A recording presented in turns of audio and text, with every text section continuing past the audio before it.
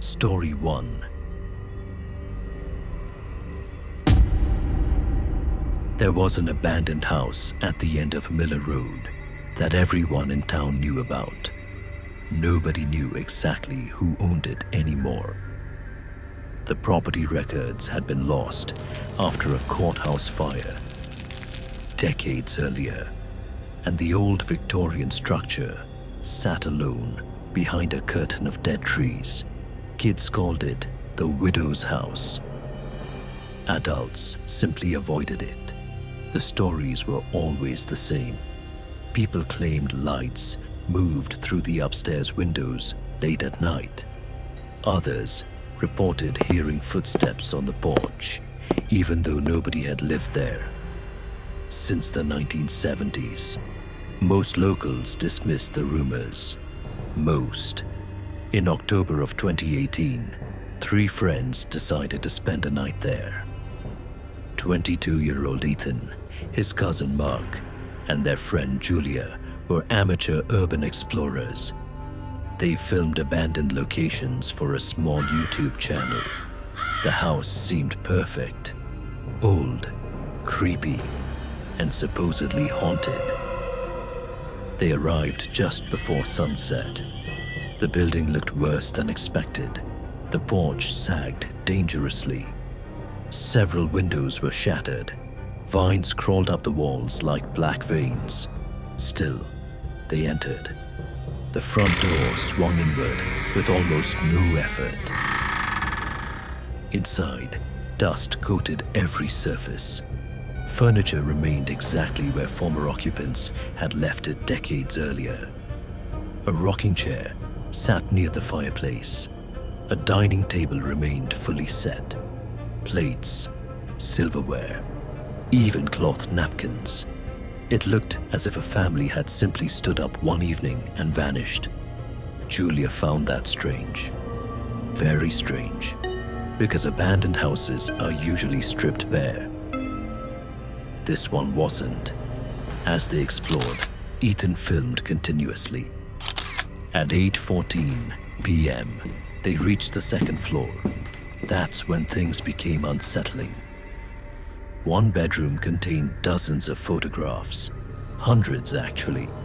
They covered every wall, every surface, every piece of furniture.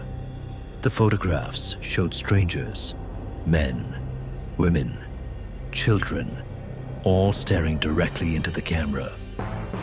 Some images appeared to be from the 1950s. Others looked much newer. One photograph made Ethan stop filming. It showed the front of the house. The picture appeared recent, very recent. Standing on the porch were 3 people: a man, a woman, and a teenage boy. The image had been taken only a few years earlier. Yet none of the people were recognized by locals when the explorers later showed the photo around town. Nobody knew who they were. Mark joked that maybe the house collected visitors. Nobody laughed. As night fell, they decided to stay. At 11 p.m., they set up sleeping bags in the living room. The first few hours were uneventful. Then Julia woke up. She heard movement upstairs. Slow footsteps. Back and forth. Back and forth. Back and forth. She assumed one of the guys had gone exploring, but both Ethan and Mark were asleep beside her. The footsteps continued for nearly 20 minutes. Finally, Ethan woke and heard them too. The sound was unmistakable. Someone was walking above them. The 3 sat in silence listening. The pace never changed. One step, then another, like someone pacing, waiting. At 12:47 a.m., Ethan grabbed his camera. The group climbed the staircase. The sound stopped immediately. Every room was empty. Nothing moved. No animals. No people. Nothing. They searched the entire second floor. Then they heard a loud slam downstairs. The front door. All three ran back down. The door was closed, locked. They were certain they had left it open. Mark unlocked it and stepped outside. The porch was empty. The yard was empty. No footprints. No signs of anyone nearby. The woods surrounding the property were silent. The group returned inside. That was their biggest mistake.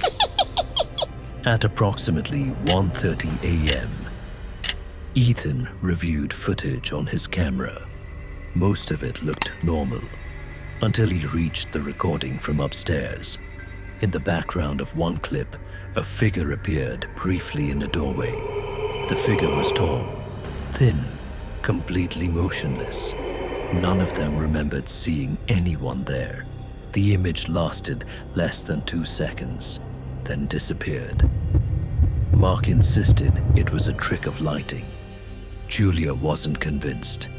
Neither was Ethan. Around 2 a.m., something happened that none of them could explain. A loud voice echoed through the house. One sentence, clear as day. "Get out of here." The voice sounded like an elderly woman. Every person heard it. There was no disagreement, no confusion. The words came from somewhere upstairs. The three grabbed their belongings and ran. They never looked back. The next morning, Ethan returned with 2 police officers. He wanted to verify nobody had been inside. The officers searched every room, every closet, every crawl space. Nothing. No evidence of squatters. No evidence of trespassers. No explanation. Months later, Ethan uploaded the footage online. The video received little attention. Then something strange happened. A viewer contacted him. The viewer recognized one of the photographs from the upstairs bedroom. It showed a woman who had disappeared in 1997. She was never found. The photograph in the house had been taken after her disappearance. Nobody could explain how it got there. Today, the house remains abandoned. The photographs vanished shortly after the incident. When investigators revisited the property, every picture was gone. Every single one. Only dusty outlines remained where they had once hung. Stroy 2. In 2006, a contractor named Daniel received a job unlike any he'd ever had. A bank had repossessed a large farmhouse outside a rural town in Ohio. The previous owners had disappeared years earlier. The property sat abandoned ever since. Daniel's company was hired to inspect the building before demolition. The farmhouse stood isolated among acres of overgrown fields. Even in daylight, it felt wrong. Neighbors rarely discussed it. When they did, they spoke quietly. One elderly resident gave Daniel a warning. "If you find the basement," she said, "don't open it."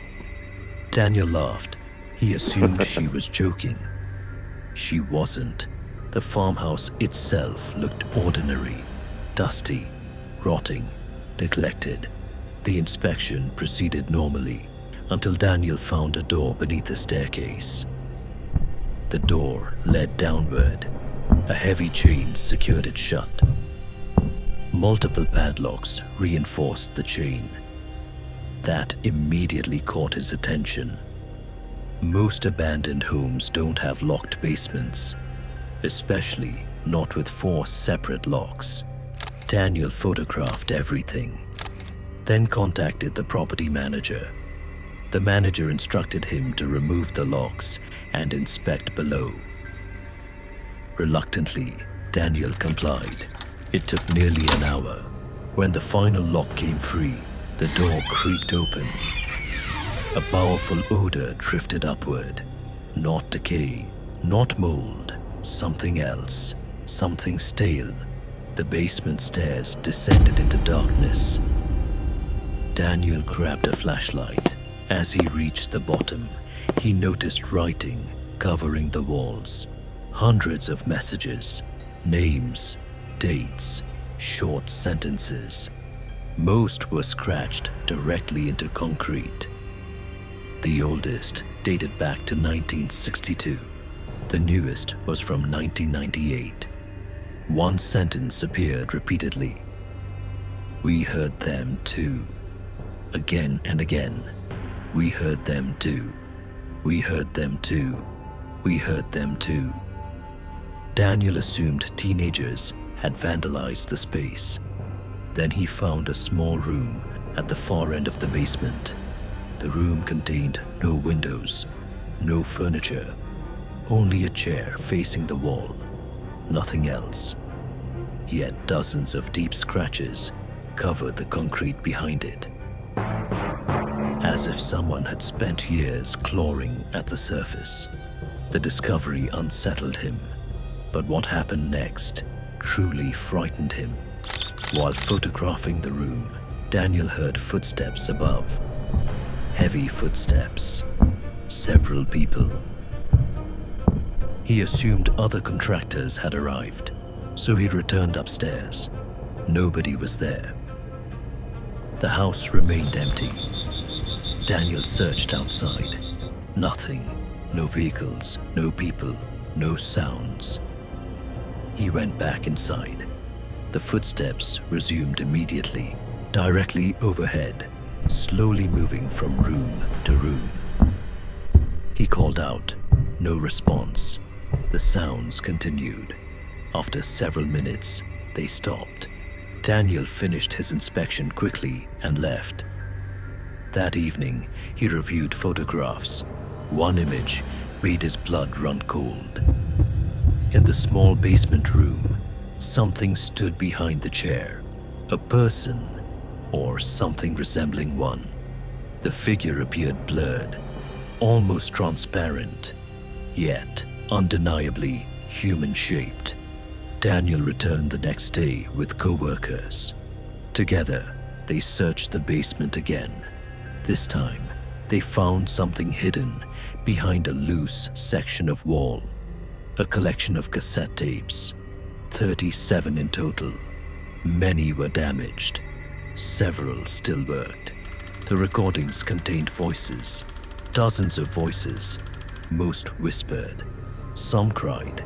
Others begged. The tapes appeared to span decades. Authorities became involved. Investigators later determined many recordings had been made inside the farmhouse. No criminal explanation was ever established. Even stranger, several voices belonged to people who could not be identified. The farmhouse was demolished in 2007. Workers reported unusual incidents throughout the process. Tools disappeared. Equipment malfunctioned. Several employees refused to continue working after hearing unexplained voices. When demolition crews finally removed the basement, they uncovered something unexpected. Beneath the foundation lay another room, a much older room, built from stone. No entrance existed. No records mentioned it. Inside were dozens of handwritten names. Hundreds, actually. Many matched names found scratched into the basement walls above. No one ever discovered why. Story 3. In the summer of 2015, college student Rachel accepted a temporary job watching over an abandoned estate in northern Pennsylvania. The property belonged to a wealthy family involved in a lengthy legal dispute. Because vandalism had become a problem, someone needed to monitor the grounds. The pay was excellent, and the job seemed easy. Rachel would spend 6 weeks living in a guest cottage near the main house. She only needed to report trespassers. Simple At least that's what she thought. The estate covered nearly 40 acres. Dense forest surrounded everything. At its center stood an enormous mansion. The house had been empty for more than 15 years. Rachel arrived on a Sunday afternoon. The caretaker before her left immediately. His behavior struck her as odd. He seemed nervous, eager to leave. Before driving away, he offered one piece of advice. Never answer the phone after midnight. Rachel laughed. There wasn't even supposed to be phone service. The man didn't laugh back. The first week passed quietly. Nothing unusual happened. Then the calls started. At exactly 12:15 a.m. every night, the phone inside her cottage rang. The line should have been disconnected, yet it rang anyway. The first night Rachel answered. Silence, no breathing, no static, nothing. Then a faint voice whispered, Is she still upstairs? The call ended. Rachel assumed someone was pranking her. The next night, the phone rang again. Same time, same voice. Is she still upstairs? Click. Night after night, the pattern continued.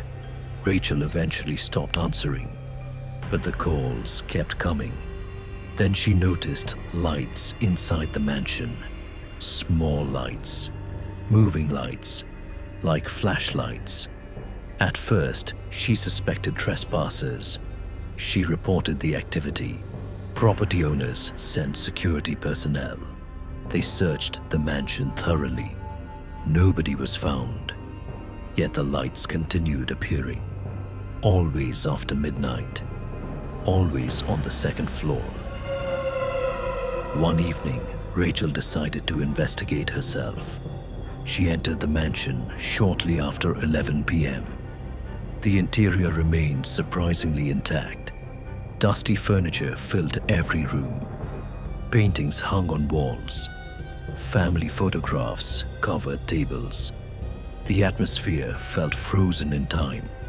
Near midnight, Rachel reached the second floor.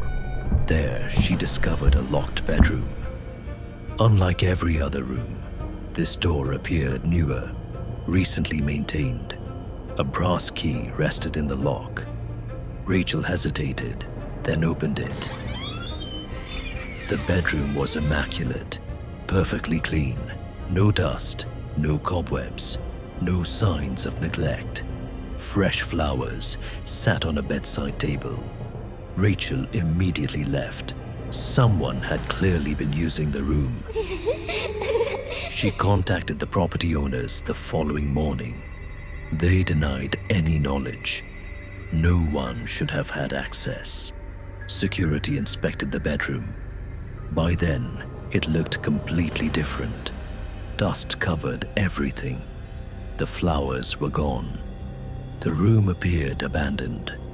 Rachel began doubting herself until she reviewed photographs taken during her visit.